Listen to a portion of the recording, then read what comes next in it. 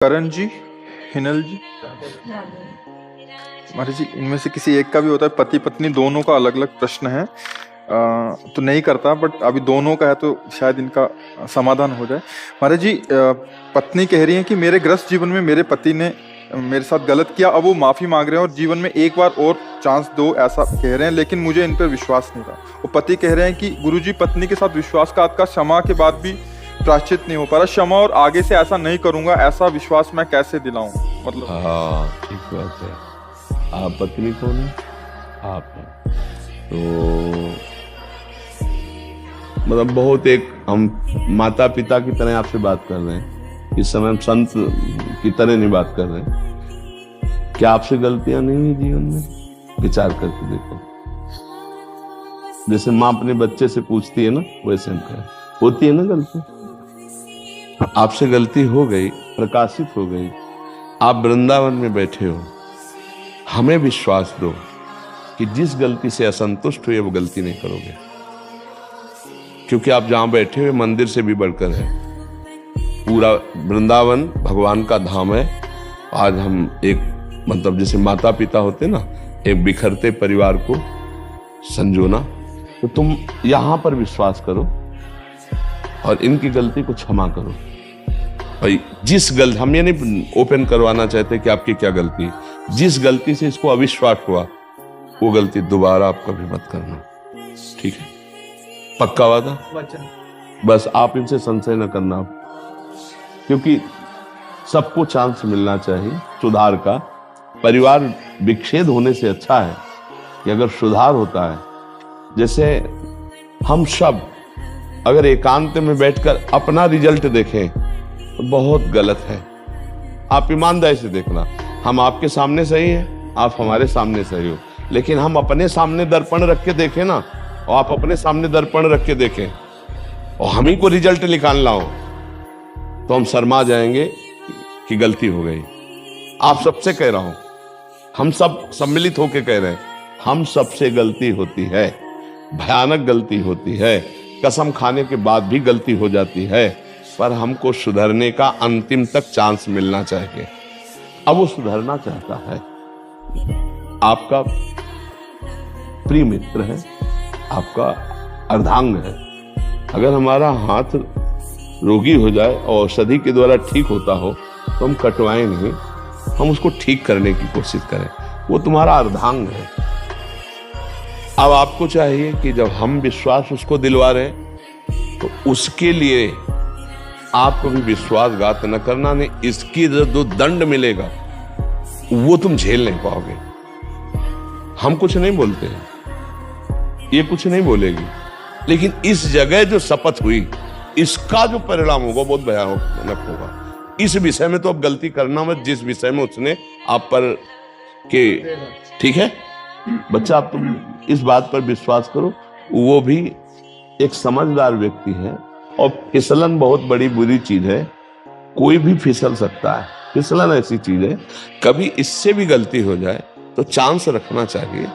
आपसे गलती हो गई तो आज वो क्षमा कर दिए, आज के बाद ये गलती नहीं होनी चाहिए। दोनों राजी हो प्रभु? हाँ, ठीक। बहुत प्यार से जीवन गुजारो, बहुत कीमती जीवन है। कलह में, संशय में, तलाक में, विग्रह में, इसमें कोई कुछ नहीं रखा। अगर यही सुधर जाता है तो ये बहुत अच्छा आपका दोस्त, आपका प्रीतम है, इसी को सुधारो। और आप गलती करना मत। जब हम दूसरे को गलत साबित करें तो उसमें हमको बहुत सावधान रहने की जरूरत है कि हमसे कोई गलती ना हो जाए, है ना? अब ये कभी आकर के अगर बोले कि, तो फिर अच्छा नहीं रहेगा। और अच्छे से चलो, और प्यार में बहुत बड़ी ताकत है। आपके प्यार में भी कोई कमी हुई जिससे फिसलन हुई, कैसे, इसको ये बात ध्यान रखना। हम ये कहते हैं, पहली बात तो बहुत समाज के लिए है कि जो गर्लफ्रेंड बॉयफ्रेंड चला है, इसका बहुत कई बार हमें लगता है रोज ऐसा होता होगा कि हमारी ये चर्चा आ जाती होगी। ये हम लोगों के जीवन में बहुत ही मिस्टेक है। जैसे जिस लड़की का मन बन चुका है, तो 10 पुरुषों से मिल चुकी, 10 बच्चों से मिल चुकी, और वो अपने पति में कैसे अनुराग करे, क्योंकि उसका मन चंचल हो चुका है। जो लड़का 10 लड़कियों से मिल चुका है, वो अपनी पत्नी में कैसे रुक जाए, क्योंकि उसका स्वभाव बन चुका है। प्रायः बच्चों में गलती होती रही है, बच्चा और बच्चियों में गलती। अब पाणी ग्रहण हुआ है, अब इस गलती का एंड होना चाहिए। अगर इन नहीं करोगे तो तुम्हारा सर्वनाश इसी में शुरू हो जाए। अब ये तलाक दे दे आपको, फिर दूसरी आएगी, वो तुम्हारा गला घोंटेगी। बात समझ, गला घोंटेगी मतलब है तुम्हारे ऊपर जो शासन और जो, तो फिर इसी को संभालो, अब वो गलती ना करो। यही हम समझाने के लिए कि हर गृहस्थी आज छिन्न भिन्न हो रही है।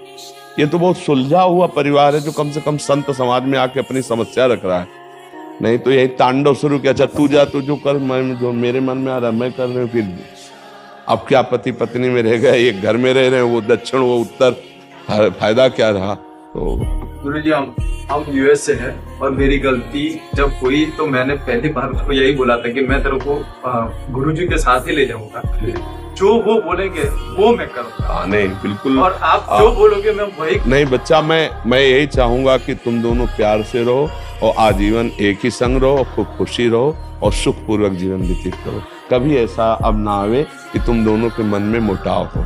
प्यार में बहुत बड़ी ताकत है बच्चा, उसे प्यार दो।